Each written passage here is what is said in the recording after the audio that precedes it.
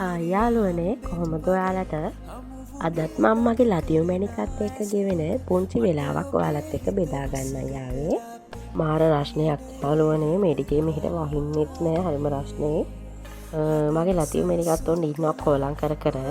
මාත් ඉතින් මගේ ලතියු මැණිකගේ කාමරේට ගිහිල්ලා එයත් එක්ක විහිළු කර කර හිටියා.